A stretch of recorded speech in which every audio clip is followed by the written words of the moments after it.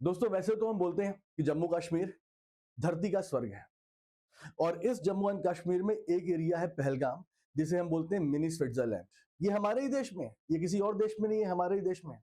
और हमारा संविधान, हमारा कॉन्स्टिट्यूशन, हमारा लॉ हमें ये हमें इजाजत देता है कि हम यहाँ पर जाकर घूम सकते हैं, यहाँ पर हम रह सकते हैं, यहाँ पर हम एडवेंचर या टूरिज्म कर सकते हैं। लेकिन माफ कीजिएगा, भारत एक ऐसा देश है जहां आप अपने देश में ही आजाद नहीं है, जहां पर आपको डर के साए में रहना पड़ता है।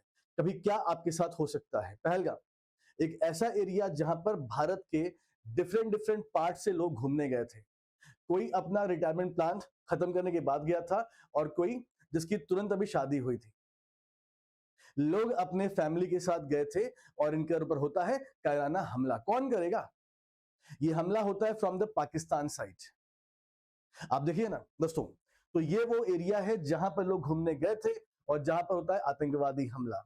यानी 6 आतंकवादी आते हैं जिनके हाथ में AK-47 बंदूक रहती है और जो पकड़ पकड़ के वहां पे जितने भी टूरिस्ट थे भारत के, उनसे उनका पूछते हैं, धर्म पूछते हैं, जाति नहीं पूछते हैं, धर्म पूछते हैं, तुम किस धर्म से हो, और रिचेक करने के लिए उनके कपड़े उतरवाते हैं और फिर ये कायराना हमला करते हैं। और जब ये कंफर्म होता है ये हिंदू है, इन्हें गोली मार दी जाती है। माफ कीजिएगा, लेकिन भारत में ये हो सकता है जहां की मेजॉरिटी ऑफ जनता जो है वो सेफ नहीं होती। और एक देश 1947 से जब बना है तब से ये हमें परेशान करता आ रहा है डिफरेंट डिफरेंट तरीके से। पहले कश्मीरी पंडितों को भगाया गया, फिर जम के आतंकवाद हुआ गया। आप लाल चौक के बारे में जानते हैं?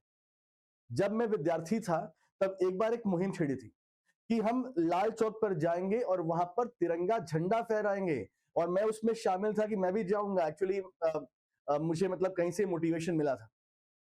तो जब मैंने ये बात सुनी ना, तो उसमें मतलब मुझे ये मालूम चला कि मतलब भारत में जम्मू एंड कश्मीर में एक चौक है जहां पर आप भारत का झंडा फहरा नहीं सकते हैं।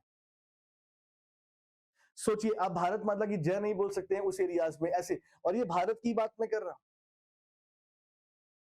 हालांकि बीच में कंडीशन सुधरी और कंडीशन सुधरने का ये परिणाम है, ये वही परिणाम है। इसके बारे में और बात करेंगे, लेकिन पहले सुन लीजिए। देखिए दोस्तों, इस लेडी को देखिए, यहां पर जो ये आदमी जो है ना, ऋतुश्री, आप ये कौन है?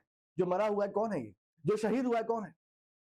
ये हमारे इंडियन नेवल का ऑफिसर है दोस्तों, जिनका नाम है विनय। विनय इनका नाम है। इनकी अभी शादी हुई थी। अब इनकी वाइफ को देखिए, हाथ में चूड़ी देखिए। सोचिए कि इस वाइफ के ऊपर क्या बीत रहा होगा जब उसके पति को उसके सामने मार दिया गया। उस बच्चे पे क्या बीत रहा होगा जब उसके पिता को उसके सामने मार दिया गया, और केवल इसलिए क्योंकि वो हिंदू धर्म का था और जो घूमने गया था केवल। सोचिए, मैं आपको दिखाता हूं ना। देखो दोस्तों, ये कौन है? ये मंजूनाथ जी हैं, जो कर्नाटक से बिलोंग करते हैं, जो अपनी वाइफ के साथ घूमने गए थे जम्मू कश्मीर। और इन पर अटैक होने के पहले का ये वीडियो है, जब ये शिकारा पे नौकायन कर रहे थे। इन्हें नहीं मालूम था ना कि इसके बस आधे 1 घंटे के बाद इनके साथ क्या होने वाला है। इनको भी गोली मार दी गई दोस्तों। और देखिए यहाँ पे ये दोस्तों भाई, ये हमारे इंडियन नेवल ऑफिसर। अभी आई थिंक 16 अप्रैल को शादी हुई है इनकी, हुई है अभी शादी। और ये अपने फैमिली के साथ, अपने वाइफ के साथ ये घूमने गए थे जम्मू एंड कश्मीर दोस्तों। और जरा सोचिए कि शादी के बाद एक पति और एक पत्नी, मतलब एक जोड़ा, एक कपल जाते हैं घूमने के लिए दोस्तों, जिनके मन में क्या चल रहा होगा, जिनके मन में दोस्तों भविष्य की प्लानिंग चल रही होगी, कितने सपने देखे होंगे, इनके परिवार वाले इनका वेट कर रहे होंगे। और इस आर्मी ऑफिसर को शहीद कर दिया था गोली मार के सर में।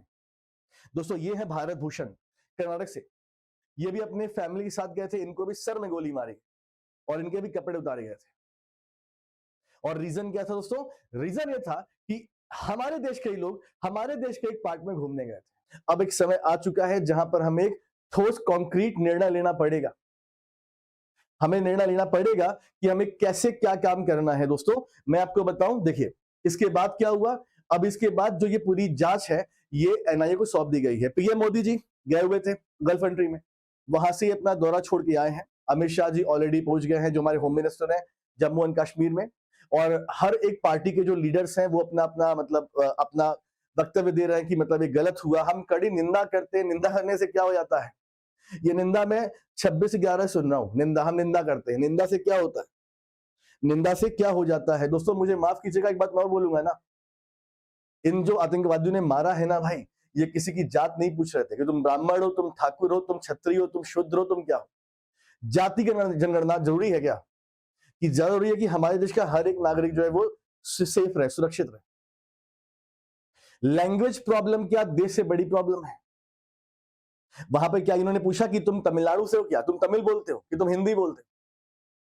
ये समय है देश को एकजुट में रहने का। हम बांग्लादेश नहीं है, हम श्रीलंका नहीं है, हम यमन नहीं है, हम साइप्रस नहीं है, हम भारत हैं। हमारी इकोनॉमी 4 ट्रिलियन के ऊपर पहुंच गई है। हमारे देश में दोस्तों काफी लोग हैं हमारी हेल्प करने के लिए। हमारे देश में हम लोग हैं। किस बात की डर है यार? अब बहुत हो गया, जो होना है वो होगा, जो होना है वो होगा। मैं अपनी गवर्नमेंट से बोलता हूं भाई, मैं उनके साथ खड़ा हूं, हमारी टीम खड़ी है, आप लोग खड़े हो ना यार, डर किस बात का? अब मैं आपको समझता हूं ये कैसे हो रहा है। देखिए, बांग्लादेश ऑलरेडी दोस्तों आप देख रहे हो क्या हो रहा है वहां पर। और पाकिस्तान की बात करें तो पाकिस्तान में अगर आप बात करें खैबर पख्तूनख्वा और बलूचिस्तान, तो पाकिस्तान और बांग्लादेश इस समय जब से अमेरिका में जो बाइडेन की सरकार गई है तो ये हाशिए पर चले गए। तो सबका ध्यान खींचने के लिए कश्मीर में ये कायराना हमला हुआ है। आपने देखा होगा 3-4 दिन पहले की बात है, पाकिस्तान का जो आर्मी चीफ है आसिम मुनीर, वो क्या बोल रहा था? वो यही तो बोल रहा था ना कि हम मरते दम तक जम्मू एंड कश्मीर लेकर रहेंगे, और हिंदुओं के बारे में अनाप शनाप बोल रहा था। ये समझिए, ये आपस में लिंक है दोस्तों। यानी आसिम मुनीर तुमको पहले ही बोल दिया था कि हम कुछ करने वाले। पूरे भारत में इसका रोष है। और आप यकीन नहीं करेंगे दोस्तों, जब मैं ये वीडियो रात में देख रहा था, ये 2-2:30 बजे की बात है, जब मैंने वीडियो देखा कि जब वहां की महिलाएं दौड़ के आ रही थी, वो क्या बोल रही थी, मेरे बच्चे को मत मारना। उन्होंने पहले क्या सोचा, जब उन्होंने देखा कि जो आर्मी के मतलब इंडियन आर्मी के सोल्जर थे, ये उनको भी समझ रही थी, तो दहशत में थी कि मेरे बच्चों को मत मारना। फिर वो बोलता कि नहीं मैं इंडियन आर्मी से हूं, तो बोलते मेरे पति को बचा लो। तो जिस तरह वो महिला रो रही थी या बच्चे रो रहे थे गाइस, तो मेरे भी आंखों में आंसू आ गया था। और सोचिए यार, कहने का मतलब सब कुछ ठीक है, लेकिन नेशनल इंटरेस्ट में कोई बात अगर आती है तो हमें उस पर ध्यान देना चाहिए।